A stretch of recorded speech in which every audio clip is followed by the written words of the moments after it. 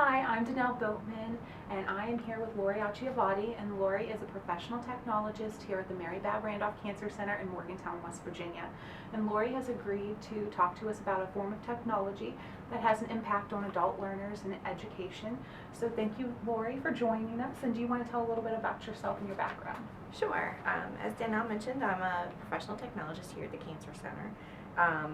Prior to coming here, though, I was a professor in a community college, and that was a little over a decade ago. And so back in those days, I was teaching students how to build web pages, and cascading style sheets were brand new. And so those technologies that seem so quaint now were really cutting edge back then. And so this realm has really just exploded over the last even 5 years. It's really changed, and it's a really exciting time to be in education, and if you like technology, it's a great time.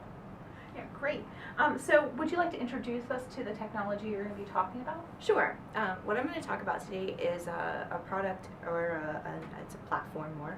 It's called Coursera, and what Coursera is it's also called a MOOC, which means, and I'll probably screw this up, massive open online course is what a MOOC is. And the idea behind Coursera is really a neat one.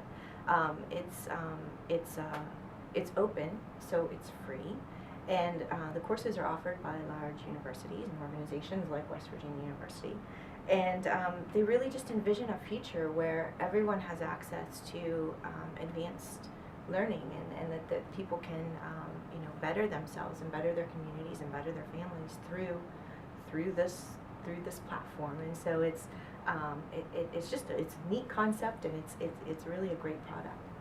Great. So I've never taken a MOOC or anything like that before. So would you just like enter and enroll in like the course, and then it's just purely offered online? Absolutely. And so some of the interesting things about it is there's they have in a little less than 2 years offered 600 courses to over 8 million people, which is pretty amazing. Yeah. It's really amazing. And so you log onto the portal. You can be anybody in the world. All you need is an email address. You log onto the portal. You look through the courses, you find something that you like, you enroll, and then during the time that the course is offered, you participate in the course. And there's thousands of people that are doing it with you. And so there's forums that go along with it. There's a lot of like social media interaction. All the courses that I've ever taken also have Facebook groups that go along with them. And so it's a great way to network. It's a great way to meet other people from other places, collaborate and collaborate, and maybe meet other. One of the classes that I took has a meetup in Pittsburgh, and so those people get together and have coffee, and so it's a great way to network, and it's a great way to meet others who might be doing the same thing that you're doing in your career, and it's really just a great connector of people. That's great. So what are some, I guess, drawbacks to this?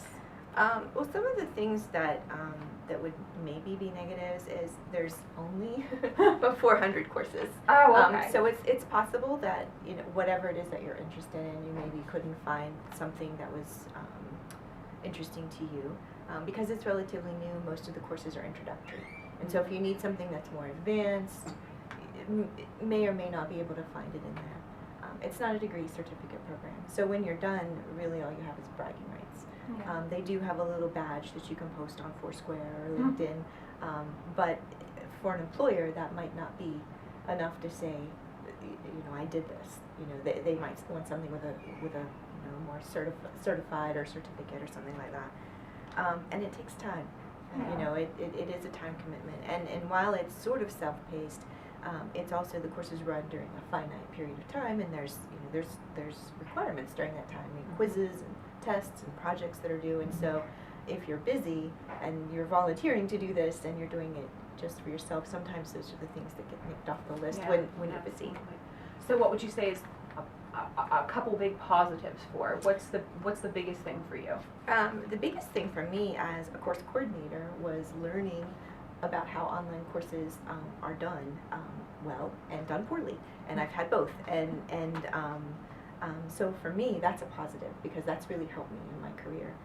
Some of the other things are that you get the opportunity to meet people that might be doing something similar in your area, and it really helps to network and to meet people who are Mhm. doing similar things to you, and that's a synergistic relationship, so that's always a good thing. Absolutely. So then, could this be integrated into a curriculum?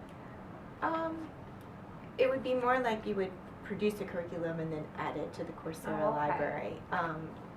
For me, since I'm not teaching at this point in time, the value has been in, like I said, having a course that was good and having Yeah. one that was not so good. Because I've really brought those lessons back to the courses that I manage. Things like setting goals and objectives and having rubrics that are clear for the students to be able to use, and being able to do like self-assessments that test their mastery of Mhm. material.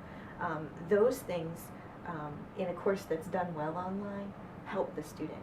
And when the sort of traditional course online model is used, which is where you have a folder and you just dump the files in there and then you just set the students free on that. Yeah. It seems to be the traditional model for that. That's just ineffective. Mhm. And having a course that uses rubrics and focuses on assessment and figuring out if you have mastery of the material, those students are way more successful in actually learning that piece of content. And so for me, the lessons have been more in doing a better job of making Mhm. sure that I have the rubrics available and making sure that my objectives are clear and making sure that my courses have flow to them so that the students come to it and they're not burdened by Mhm. sorting things out on their own. By making my courses much more organized and making sure that the courses have that ability for the students to check on their mastery throughout. So those are lessons that have been great for me, that I think that if you are an educator in this sphere and you haven't taken an online course, then you're really missing the boat if you have any type of blended learning situation where you have traditional classroom with online mixed. It should be a requirement, I think. Well, thank you very much, Lori, for telling us about Coursera and the benefits and the drawbacks for adult learners. Thank you so much. You're welcome.